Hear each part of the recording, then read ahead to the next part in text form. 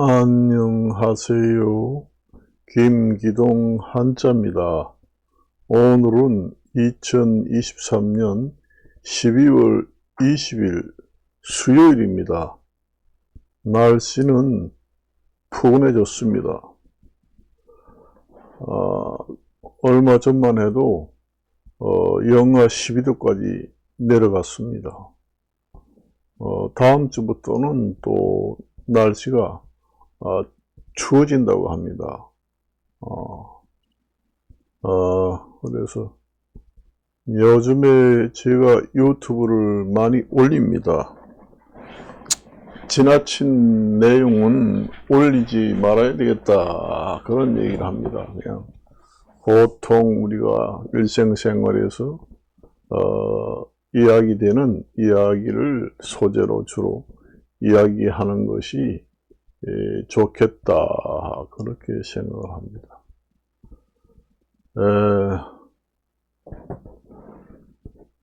저도 그렇지만은 부모님 제사라든가 뭐 그런 걸 지내지 않는 가정은 거의 없잖아요. 그 제사나 제사나 또 명절날에 그 제사도 지내고 제사도 지내고 산소도 이제 찾아뵙고 그렇게 하잖아요. 제사는 대부분 많이 지냅니다. 그런데 제사를 지낼 때 반드시 그 지방을 써야 한다는 거예요. 지방이라는 것이 이제 그 신을 모시는 그 현고학생부군 신이 이렇게 이제 쓰는 걸 갖다가 지방이라고 합니다. 현고학생부군 신이 이렇게 현비유인 무슨 성씨 신이, 여자는 또 그렇게 그것을 이제 못 쓴다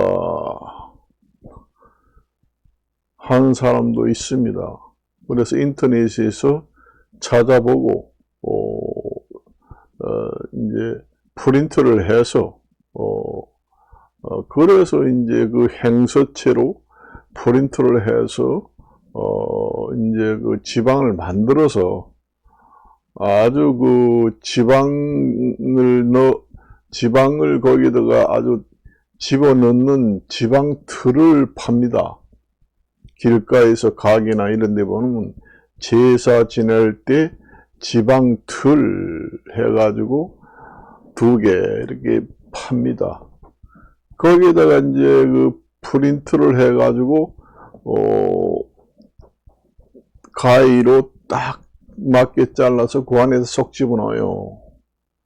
쏙 집어넣고 이제 풀로 싹 붙이면은 망구땅입니다. 그러니까 제사 지낼 때 꺼내가지고 사용하면 돼요. 한 번만 이제 지방을 만들어 놓고는 죽을 때까지 쓰는 겁니다. 옛날에 그 자린고비라는 얘기가 나오는데 그 지방에서 나오는 얘기입니다. 거기에서 연유가 돼서 나와요. 자린고비 할 때 고자가 그 현고학생부군 할 때 고자입니다. 그래서 그 옛날에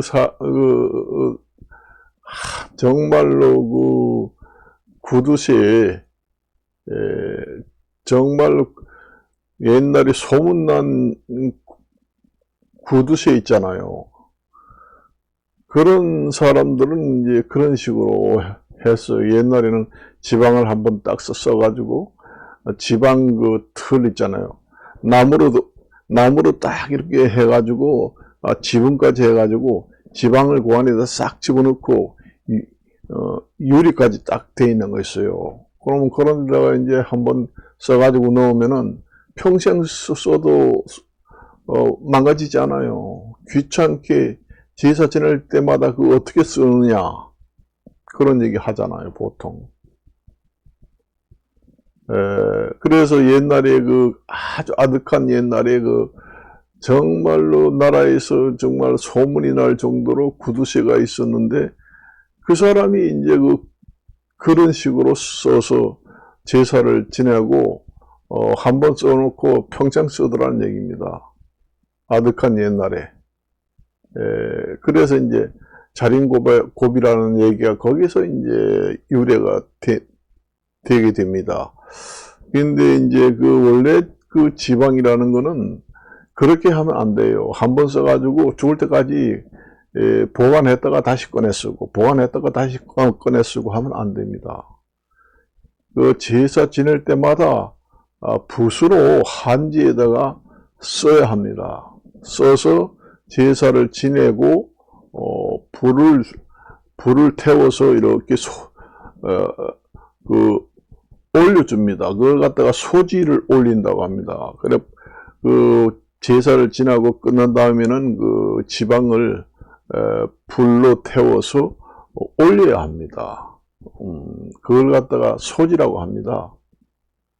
소지. 그러니까 불사를 소자, 지방지자, 종이지자를 써가지고 소지를 해야, 원칙은 그렇게 해야 돼요. 그래야 이제 신한테 올린다. 그래야 돼요. 원래 아득한 옛날에는 저기 지금처럼 이렇게 한번 써가지고 집에 서랍에다가 보관하고 제사 지낼 때마다 꺼내 쓰고 하면 큰일 나고 어른들 보면은 엄청나게 욕을 먹는 그런 시대에 그 구두쇠가 그런 방식으로 해가지고 소문이 나게 됐어요. 지금에는 뭐 보관해서 쓰는 사람들이 많지만 원칙적으로는 조상한테 잘 모시려면은 아까도 얘기했지만은 제사 지낼 때 쓰고 소지를 해서 불을 태워서 올려야 합니다. 그게 원칙이에요. 축문도 마찬가지고 지방도 그렇고 그렇습니다. 그런데 그 축을 쓰고 축은 안 쓰더라도 최소한 지방은 써야 한다는 얘기입니다. 지방을 쓸 줄을 모르는 사람이 쓸 줄 모르니까 일일이 제사 지낼 때마다 쓴다는 게 그 번거롭거든요. 번거롭고 쓸 줄도 모르고. 그러니까 그렇게 하는 겁니다. 인터넷에서 찾아가지고 이제 아버지 죽었을 때 그 지방을 어떻게 쓰는가 검색을 해가지고 그 행서죄로 이제 뭐 프린트를 해가지고 이제 지방을 만들어서 쓰잖아요. 대부분 그렇게 합니다. 아니면 뭐 쓰는 사람도 있겠지만, 아니면 뭐 직접 쓰는 사람도 있겠지만, 그래요. 그래서 저도 요즘에는 이제 사람들이 봉투를 가지고 이제 뭐 경조사 자기가 잘 아는 친구라든가 뭐 살다 보면은 경조사에 그 돈을 넣어가지고 봉투를 가져가야 할 때가 있잖아요. 근데 요즘에는 한글을 써도 별 문제가 없습니다. 요즘에는 뭐 축결혼, 축하혼, 이렇게 이제 축결혼, 뭐 이렇게 한글로 써서 가져가도 아무 문제가 없어요. 가지고 왔구나. 그렇지만은, 아득한 옛날에는 한글로 쓰면은 망신살이 뻗쳤다고 하고 실례를 한다. 경조사 가는데 진서를 써가지고 한자로 쫙 써가지고 가져가야 정성을 보이면서 축하하는, 진심으로 축하하는 것이다. 그렇게 생각했습니다. 그 당시에는 한글로 쓰면은 안 되는 줄 알았어요. 제가 이제 1980년도, 90년도, 2000년대까지만 해도 제 친구 중에서도 그 직장에 다니는 친구 중에서도 한자를 잘 쓰지 못해가지고 좀 써다와. 누가 아버지가 죽었는데 축이라기가 그럼 좋은 일에 쓰는 빌축자로 썼지만은 그 조상집에 갔을 때는 부의라고 씁니다. 부의라고 쓰는 것이 한자가 꽤 어렵습니다. 그러니까 그 당시만 해도 한자, 한글로 써가면은, 그게 원래 그 예의상 벗어난다 해서, 한자로 쓰던 시대입니다. 그래, 나보고 써달라 해가지고 제가 많이 써줬습니다. 부의, 금, 이렇게 하고, 부의, 이렇게 해가지고 써줍니다. 그리고 이제 다른 것도 마찬가지죠. 결혼식이라든가, 해갑이라든가, 돌이라든가, 전부 다 그렇게 써달라고 해요. 아니면, 내가 저기 인터넷에서 좀 찾아서, 요즘에는 인터넷에서 찾아가지고 자기가 쓰려고 하겠지요. 한자를 모르더라도 비슷하게. 1980년대 초에는 인터넷이 없었습니다. 그때만 해도 여기 네이버 포털, 다음 포털 이런 인터넷 사이트도 없었어요. 원래 인터넷이 없었으니까 그런 것이 있을 수가 없죠, 당연히. 그러니까 1979년, 1970년대는 텔레비도 처음 나왔습니다. 제가 1972년도, 제가 1972년도에 결혼을 했는데, 그때 이제 KBS 방송국이 이제 개국한 지 얼마 안 돼가지고 처음에 방송을 했는데, 텔레비라는 게 흑백 텔레비가 그때 처음 나왔습니다. 여로 이런 게 나올 때 한창 인기가 끌었죠. 여로라는 노래도 있습니다. 이미자가 부른. 장욱재가 주연하고 태현실이 하고 장욱재가 주연을 하던 여로라는 그 드라마가 인기가 폭발했습니다. 옛날 그 군인들도 그 훈련을 받다가 드라마를 몰려서 볼 정도로 인기가 많았습니다. 그래서 이제 그때는 텔레비도 집집마다 다 없어요. 집집마다 없고 아주 부잣집에 이제 텔레비를 삽니다. 칼라 텔레비가 없고 흑백 텔레비고 이제 그 안테나는 우리가 3.1절이라든가 강복절 때 학교 가면은 계양대라고 있잖아요. 깃발을 이제 밧줄에다가 묶어가지고 쫙쫙 올리잖아요. 깃발 올리는 학교 같은데 기대봉이 있잖아요. 그마침 높이에다가 이제 올려가지고 안테나를 연결해가지고 봅니다. 그래가지고 보는데 그것도 부잣집에서 봐요. 그러니까 사람들이 구경하러 갑니다. 그러니까 한 동네에 몇 집 없으니까 몰려가요. 축구 경기를 한다고 그러면은 사람들이 구경 몰려오니까 마룻방에다가 내놓습니다. 마당에. 그래가 보라고.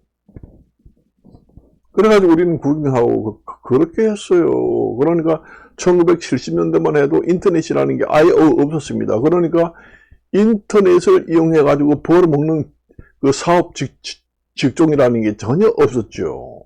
그때는 네이버 다음 이런 게 아예 없었습니다. 나중에 인터넷이 생기고부터 이제 네이버라든가 다음 포털 사이트가 생기죠. 그러니까 1970년도 초에도 텔레비도 거의 없던 시대에 1960년대는 텔레비가 없었습니다. 그때는 1963년도 이럴 때는 라디오만 있었어요. 그때만 해도 라디오도 시원치 않았습니다. 광석 라디오라고 했습니다. 그러다가 나중에 이제 가죽으로 만든 휴대용 라디오가 등장하게 됩니다. 우리 집에도 그 광석 라디오라고 했는데 그 라디오라는 게 광석이라고 있잖아요. 보면은 말 그대로 지하에서 파낸 광석이요. 무슨 광석인지 모르는데 거기에다가 바늘 같은 거 이렇게 위치를 딱 조정을 해가지고 맞추면은 레시바라고 합니다. 지금의 이어폰이라고 하잖아요. 그때는 이제 그게 레시바라고 해가지고 낍니다. 혼자 뺏기 못 들어요. 아주 약하게 들립니다. 그거 들으려면은 그 농촌에서 나무가 있잖아요. 감나무, 밤나무가 있으면은 이쪽 감나무에서 저쪽 감나무까지 한 10m 내지 20m 전깃줄을 띄웁니다. 그래가지고 가운데 선을 거의 이어가지고 집으로 내려와가지고 이제 집 안으로 방 안으로 들어옵니다. 그래가지고 광석 라디오라는 게 베니다판을 이제 이렇게 네모 반듯하게 이제 만들어가지고 가운데는 구멍을 동그랗게 뚫고 거기에다가 이제 스피커 모양으로 스피커도 없으니까 종이를 있잖아요. 곽종이를 갖다가 스피커 모양으로 만들어가지고 본드를 갖다가 딱 붙였어요. 그리고 이제 뒤에 맨 끝에다가 이제 광석을 붙여가지고 바늘 갖다가 딱 위치를 조정하고 그렇게 해가지고 틀었습니다. 그러다가 나중에 이제 휴대용 라디오가 나왔습니다. 그거 제가 이제 1963년도, 62년도, 59년도 됐을 때는 우리 누나가 이제 선생님한테 그때는 선생님이 엄청나게 인기였습니다. 그래서 우리 누나 5명 중에서 선생님 남편을 얻어가지고 결혼을 했습니다. 그래서 이제 저는 농촌에서 어렵게 사니까 광석 라디오를 듣고 있는데 누나가 선생님 사모님이잖아요. 선생님한테 시집을 갔으니까 선생님 사모님쯤 되니까 그래도 학교 월급이 많이 받잖아요. 그때 이제 처음에 이제 라디오가 나왔다 이러면서 그 가죽으로 되어 있습니다.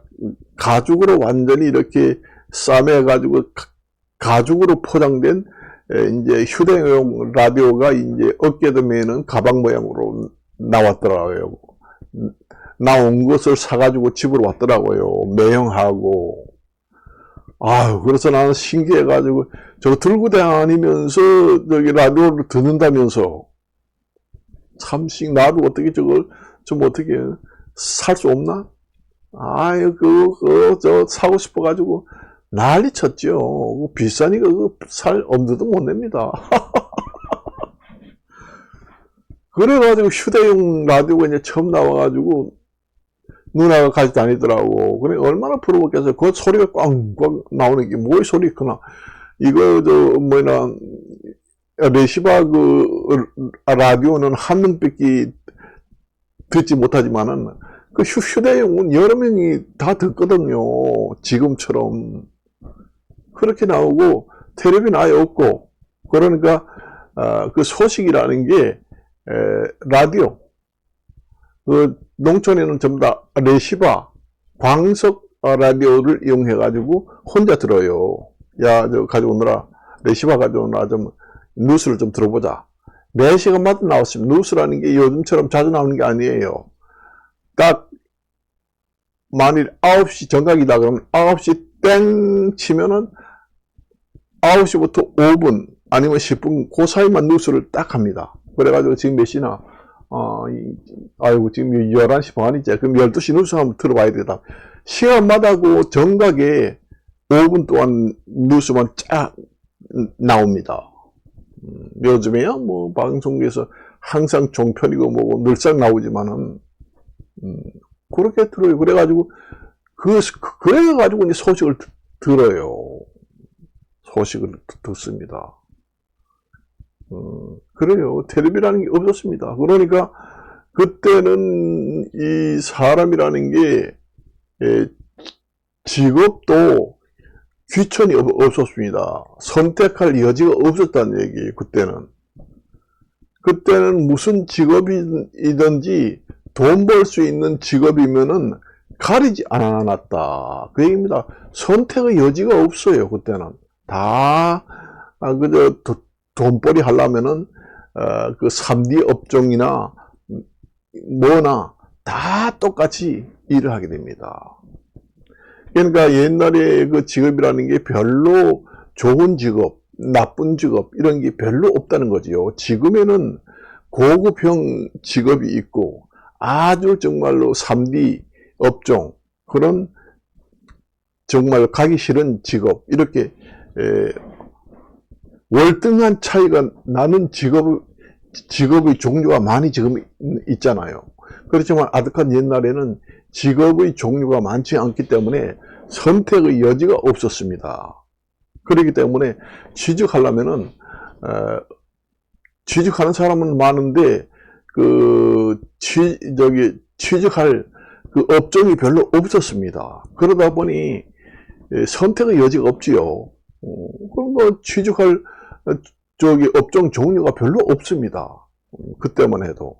그때 주로 이제 가정에서 쓰는 연탄을 이제 주로 사서 많이 썼어요. 그때만 해도 그때 우리는 아득한 옛날에는 연탄도 쓰지 못했습니다. 아득한 옛날에는 산에 가가지고 나무를 베어서 그 나무를 갖다가 땔감으로 했습니다. 그러니까 우리가 원시 때처럼 그렇게 살았습니다. 우리 아득한 옛날에는 그 나무를 떼가지고 이제 밥을 해먹고 그렇게 했잖아요. 저도 어렸을 때 그 연탄을 못 뗍니다. 연탄도 돈이 많고 고급이래야 그 뗍니다. 지금으로 말하자면은 도시가스 정도 수준이 될까? 그 정도 됩니다. 그 연탄이라는 거는 아득한 옛날에는 나오지 않았어요. 조개탄, 맨 처음에는 이제 석탄을 캐가지고 조개탄이라고 해가지고 우리가 밀가루 갖다가 수제비를 해 먹잖아요. 밀가루 갖다가 반죽을 해가지고 반죽을 쪼덕쪼덕 해가지고 손으로 뚝뚝 뜯어가지고 끓는 물에다가 넣으면은 수제비가 되잖아요. 그렇게 뚝뚝 밀가루를 떠는 것처럼 조개탄이 나옵니다. 그러다가 나중에 이제 19공탄이 나와요. 그러니까 조개탄을 갖다가 떼기가 불편하고 힘드니까 구멍이 19개로 되어 있어요. 그래서 구멍을 왜서 만들었느냐? 연탄을 찝을 수 있게 하고 연탄이 탈 때 글로 이제 공기가 잘 통해서 불이 잘 붙어가지고 그 연탄 한 개 태우면은 바로 위에다가 그 19개 구멍이 있다고 해가지고 19공탄이라고 합니다. 그래가지고 아래가 거의 타가지고 이제는 연탄을 갈아야 되겠다 할 때는 새 연탄을 그 위에다가 구멍을 딱 맞춰가지고 딱 놓으면은 그대로 붙습니다. 그리고는 나중에 이제 밑에 있는 다 탄 그 연탄재는 꺼내서 버리고, 아득한 그 연탄이 처음 나왔을 때는 19공탄은 나중에 이제 더 편리하게 살라고 개발을 나중에 했어요. 처음에는 19공탄이라는 그 편리하게 정말로 사용할 수 있는 게 별로 없었어요. 안 나왔습니다. 안 나오고 조개탄이라고 해가지고 그냥 그 수제비를 해먹는 식으로 그냥 조개같이 그냥 던져서 그냥 태우고 그렇게 했습니다. 그러다가 이 조개탄을 사용하는 것보다 불편하다. 그러니까 운반할 때도 불편하고 연탄 불이 꺼져도 갈기도 힘들고 그러니까 이걸 어떻게 사용하기 편리하게 개발해야 되겠다 해서 나온 것이 이제 19공탄입니다. 구멍이 19개를 해가지고 19, 10, 9, 9, 구멍공, 수탄 해서 19공탄이다. 이렇게 얘기합니다. 그러니까 10, 9, 9, 그 다음에 구멍공, 그 다음에 수탄. 그래서 19공탄이다. 그렇게 합니다. 그러니까 19개입니다. 원래 그 불이 잘 붙으려면 구멍이 좀 있어야 되잖아요. 구멍을 뚫어 놓고 연탄 집게를 갖다가 또 집어서 이동도 쉽게 하고 불도 잘 붙고 또 불이 다 타면은 또 연탄은 가로놓기만 하면 쉽잖아요. 그래서 조개탄을 사용하기보다는 한 단계 발전된 개발이 바로 19공탄입니다. 조개탄을 떼다 보니까 너무 불편하다 해서 아이디어를 내가지고 한 단계 사용하기 편리하게 만드는 것이 그 19공탄입니다. 그 나무를 산에 가서 해서 떼는 사람들은 그 19공탄, 조개탄도 돈을 주고 사야 되잖아요. 공짜로, 그걸 가져와서, 연료로 떼할 수가 없습니다. 그건 사야 됩니다. 그 옛날에 19공탄 같은 경우에는 한 개에 5원, 이렇게 했습니다. 제가 살 때. 근데 이제 그때는 이제 아이고 조개탄 19공탄이 나왔다는데 아이고 돈 주고 사야 된다는데 그 돈이 없어가지고 왜서 돈 버려 나는 안 뗀다 그러면서 우리가 예전에 나무를 해다가 떼는 게 낫지 돈을 왜 버려 이러면서 이제 19공탄이고 조개탄이 나왔는데도 사람들이 이용을 하지 않으려고 해요. 왜냐? 돈이 한 푼이라도 들어가는 거는 돈을 쓰지 않으려고 합니다. 옛날 사람들은 어렵게 살다 보니까. 그러다 보니까 산에 가면은 떼알나무가 지천인데, 좀 힘만 들이면은, 지게를 지고 가서 떼알나무를 해야 되고 공짜로 떼니까 돈 한 푼 안 들어가잖아요. 그리고 떼알나무를 또 나무를 해다가 또 아궁이에다가 불을 떼면은 또 거기 거름이 됩니다. 그 나무를 떼고 남은 것이 부엌에 재 있잖아요. 나무 같은 거 떼고 나면은 다 타고 남은 해자라고 하지요. 재가 농사를 하는데 거름으로 이용되는데 그렇게 좋아요. 그래서 거름도 만들고 공짜로 떼고 그러니까 나는 조개탄이고 연탄 19공탄이 나와도 나는 그거 안 떼. 그러면 19공탄 다 떼고 나면은 탄 있잖아요. 다 타고 난 탄재라고 합니다. 탄재는 별로 쓸모가 없어요. 그냥 버립니다. 탄재라는 게 그게 이제 연탄 공장에서 19공탄을 만드는 연탄 공장에서 거기에다가 이제 진흙을 섞어요. 연탄재하고 진흙을 어느 정도 섞어서 그 모양을 만들어냅니다. 찍어서.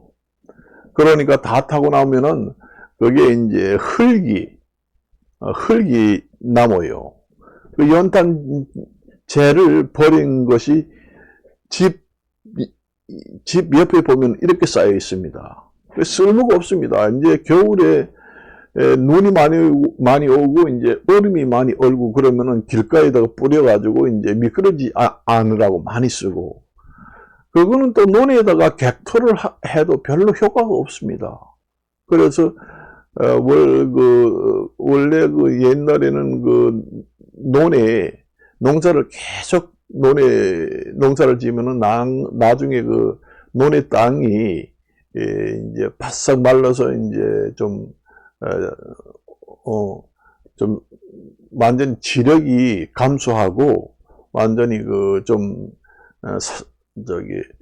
식물이 벼가 자랐는데 그 영양분을 다 빨아먹어 가지고 토양이 빈약한 상태가 됩니다. 그럴 때 이제 좋은 흙을 파다가 논에다가 이제 뿌리는 걸 갖다가 객토라고 합니다. 그때의 객자라는 것은 손객자, 그 다음에 흙토자입니다. 그러니까 손으로 들어온 새흙이다. 그러니까 객토를 해야 한다.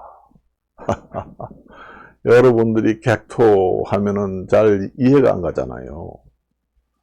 그런데 이제 논에서 벼를 많이 생산을 하다 보면은 논의 토양이 완전히 황폐화가 됩니다. 그러니까 영양분이 다 없어지고 땅이 살찌고 비옥한 땅이 이런 것이 점점 황폐화돼 가지고 완전히 풀도 나지 않는 황폐된 토양이 돼요. 그렇게 되면 벼가 잘 자라지도 않고 농사를 지을 수 없기 때문에 객토를 합니다. 그러니까 정말로 살이 찌고 아주 부식토가 많은 아주 비옥한 그런 흙을 파다가, 그러니까 차가 있다면은 뭐 트럭 같은데 많이 실어 가지고 논에 띄엄띄엄 이렇게 부어 놓아요. 그러면은 그걸 이제 논에다 펴요. 그게 이제 객토입니다. 아까도 얘기했지만은 객토라는 게 한자입니다. 손객자 흑토. 저는 그 객토라는 거 보지를 못했어요. 한자를 써보지도 못하고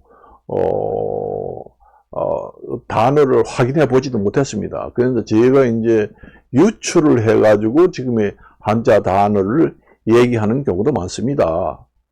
그러니까 한자를 많이 알게 되면은 내가 사실 한자를 정확하게 잘 모르고 해도 객토라면 손님으로 들어온 흙이구나. 그렇잖아요. 원래 논에 있던 땅은 주인입니다. 주토라고 하지요. 주인의 땅이에요. 그러니까 살이 찐 아주 좋은 흙을 바다가 갖다가 놓으니까 손님이 되는 거지요. 그러니까 손객자를 쓰겠다, 이렇게 유추를 해가지고 씁니다. 거의 99%는 맞습니다. 그래서 한자를 많이 배우게 되면은 이 도사가 된다고 하잖아요. 그러니까 이 사람이라는 게 어떤 경지에 올라가게 되면은 자기가 스스로 공부를 하지 않아도 몰라도 어느 정도의 유추할 수 있는 할 수 있는 능력이 생깁니다. 어느 정도. 그래서 제가 손객자 흑토자라고 봅니다. 분명히 맞을 거예요. 내가 유튜브를 찍은 후에 한번 인터넷 들어가서 찾아볼 겁니다. 거의 99% 다 맞습니다. 객토를 하잖아요. 그러니까 농사를 계속 농작물을 심어가지고 비옥한 땅을 영양분을 다 빨아서 농사만 지으면 나중에 척박하고 완전히 황폐화된 땅이 되잖아요. 비옥한 땅이었던 것이. 그걸 이제 개선하기 위해서 객토를 한다는 얘기예요. 그래서 산 같은 데 이런 데 보면 부식도가 많은 흙을 옛날에는 니아까 이런 걸 이용해 가지고 전부 다 소를 이용해 가지고 구루마 이런 걸 이용해 가지고 흙을 담아다가 자기 논에다가 뿌립니다. 그게 이제 객토예요. 그렇게 되면은 그 땅이 또 비옥한 땅이 돼 가지고 농사가 잘 돼요. 그렇습니다. 옛날에는. 그래서 객토를 합니다. 그래서 옛날에는 이제 보통 이제 사람들이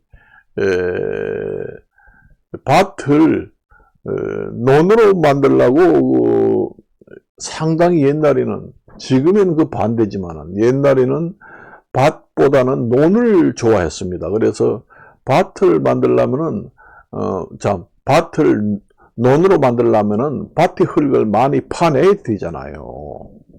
그래야 이제 논에다 물을 대고 그렇게 되잖아요. 그래서 옛날에는 밭을 논으로 만드는 것을 희망했습니다. 그때는. 지금에는 반대입니다. 지금에는 밭이 농작물을 재배하면은 논보다는 더 수확량이 많습니다. 그래서 지금에는 논을 도리어 밭으로 만드는 그런 지금 현재지만은 옛날에는 이제 밭을 논으로 만들어 가지고 벼를 생산하면 더 수익이 많다 해가지고 이제 밭에 있는 흙을 좀 퍼가세요 하면은 동네 사람들이 아이고 그 밭에 있는 흙이 참 찰지고 비옥한 흙이네. 우리 옆에 땅 논이 있는데 그거 파다가 객토를 좀 해야 되겠다 해가지고 전부 파갑니다. 그거 파가지고 움푹하게 파지면은 원래 그 농사 지으려고 거름을 많이 한 것은 그 지표면에서 한 2m 내지 3m 정도가 비옥한 땅이에요. 그걸 전부 다 파가버리면은 맨 밑에 있는 땅은 정말로 척박하고 비옥하지 않고 영양분이 없는 완전히 생땅이 나옵니다. 생땅이 나와요. 그래가지고 나중에 후회하는 사람도 꽤 많습니다. 그래서 정말로 좀 아는 사람들은 겉의 흙을, 그러니까 밭이라고 하면은 저기 지표면에서 한 2, 3m 정도 되는 흙을 싹 파가지고 그거는 딸로 한 군데 묻어놓고 3m 밑에 생땅을 전부 다 파가지고 가라 이렇게 하는 사람도 있습니다. 그게 똑똑한 사람이죠. 그래가지고 이제 옛날에는 그렇게 했어요. 근데 옛날에는 업종이라는 게 없잖아. 취직할 업종이라는 게 별로 없습니다. 요즘같이 이렇게 업종이, 예? 저도 그 산업인력공단에 여러 가지 그 자격증을 따려고 가보면은 그 업종이 엄청나게 많습니다. 점점 늘어나요. 그러니까 사람들의 그 직업의 선택의 자유가 점점 선택의 그 폭이 넓어졌다는 얘기입니다. 그래서 이제 나쁜 직종, 3D 직종은 안 간다. 고급 직종에 가서 돈벌이 해야지. 그렇게 이제 나타나게 됩니다. 업종 다양화가 불러오는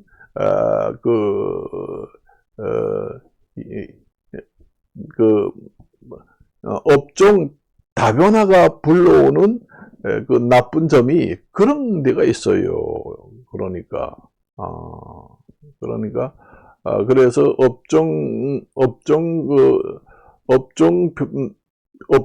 업종의 다양화가 많아지면서 사람들의 그 직장 선택폭이 많아지니까 이제 그런 현상이 나타납니다.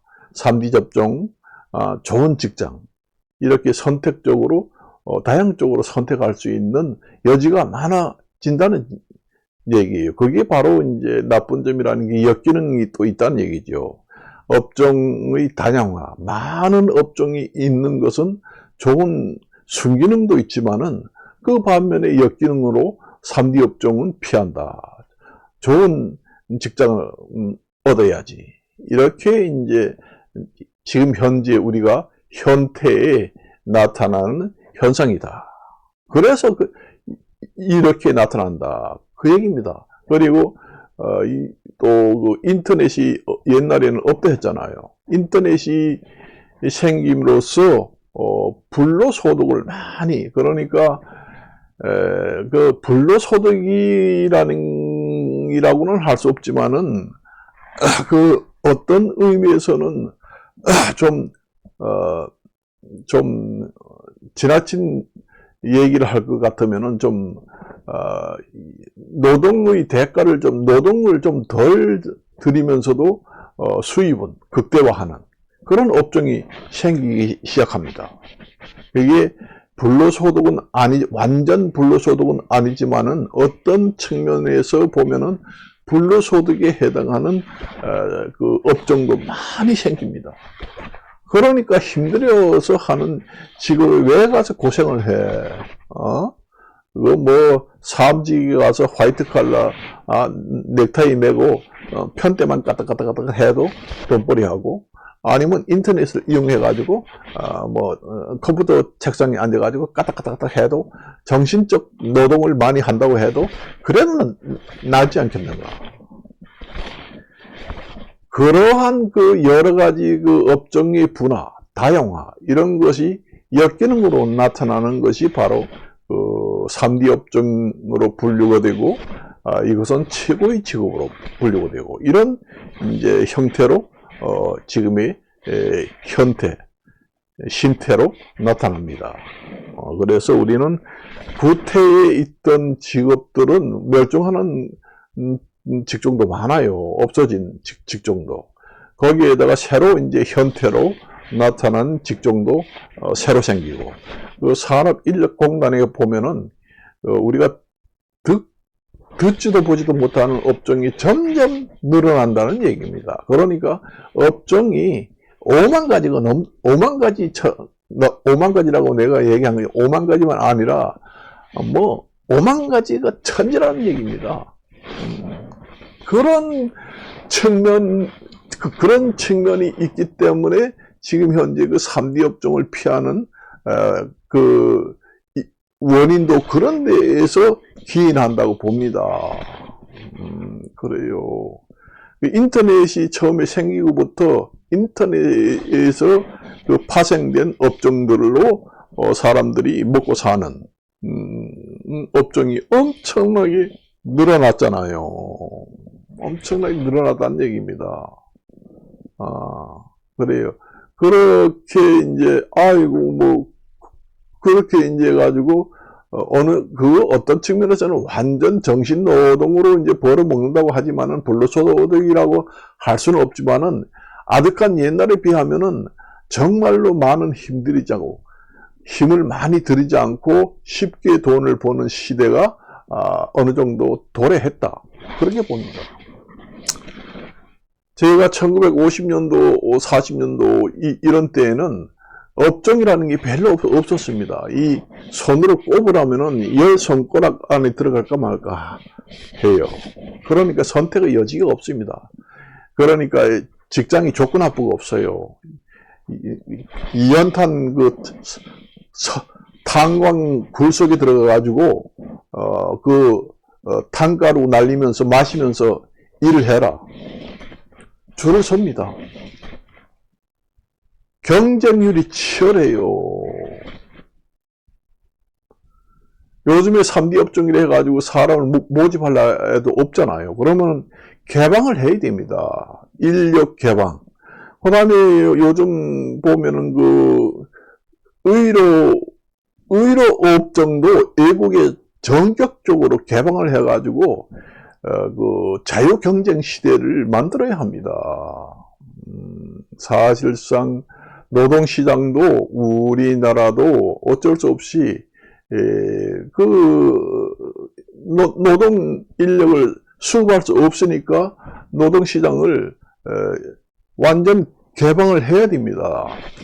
그리고 지금의 우리나라의 의료 시설 그리고 의사들도 부족하기 때문에 외국계 의료 업종을 우리나라에서 다양한 혜택을 주어서 우리나라에 진출할 수 있도록, 그러니까 외국의 기술력 좋은 의료 업계도 우리나라에 와서 우리나라에 진출해서 개업을 해가지고 병원을 운영할 수 있도록 개방을 해야 된다. 그런 얘기입니다. 그래야 시위도 잦아들고 우리나라의 국민들이 병원을 선택할 수 있는 여지가 많이 생기고 병원이 없어가지고 진료를 못 받는 그런 사태도 예방하고 우리나라 의료 센터하고 외국계 의료진들하고 정상적인 경쟁 관계에 있도록 개방을 해야 된다 얘기합니다. 외국계 의료기관들이 우리나라에 진출해서 여러 가지 개업이라든가 사업을 할 수 있게 의료 업종을 대대적으로 개방을 해야 됩니다. 그렇게 되면 우리나라 사람들도 병원에 여러 가지 병원이 많이 생기면은 자유롭게 선택할 수 있는 선택권이 부여되고 또 집단 시위가 일어나지 않고 자유 경쟁 원래 그 민주주의의 자본 시장 기본 원리라는 게 선의 경쟁을 나라와 나라 간의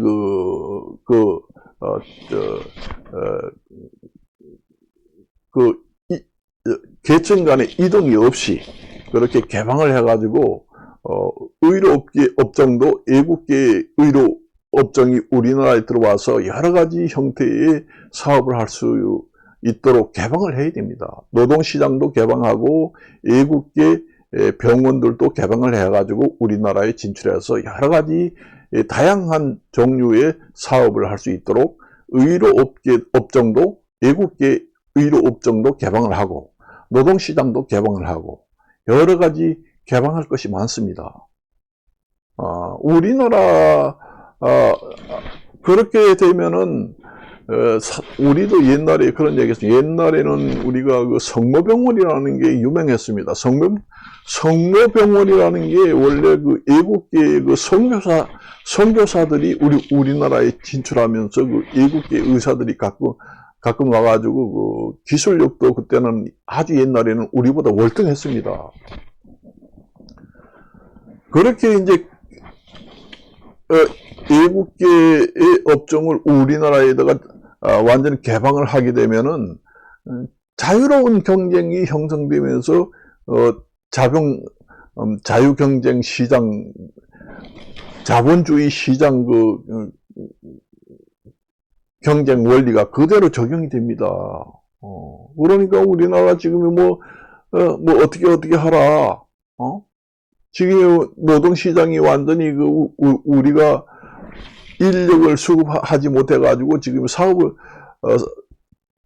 할 수 없다 하니까 노동시장을 전격적으로 개방해야 되고, 그 다음에 우리나라 지금의 이슈가 되어 있는 현안 문제가 의료시설이 부족하고 의사가 부족하다. 그러면은 의료계도 외국계 의료를 대대적으로 개방해가지고 우리나라의 사업을 여러 가지 다양한 사업을 진출해서 할 수 있도록 의료를 개방해야 된다. 그 얘기입니다. 그렇게 해야 서로 발전도 되고. 그리고 이제 그 변호사 같은 경우에도 우리 국내 변호사만 아니라 대대적으로 그 외국계 변호사들이 우리나라에 진출해가지고 여러 가지 보너스 혜택을 줘가지고 그 외국계 변호사들도 우리나라에서 쉽게 와가지고 변호사 사업을 할 수 있도록 대대적으로 여러 사계의 분야에 개방을 해야 된다는 얘기입니다. 개방을 하지 않으면은 또 역기능이 생겨요. 그래서 오늘은 여기까지만 이야기하고 마칠까 합니다. 안녕히 계십시오.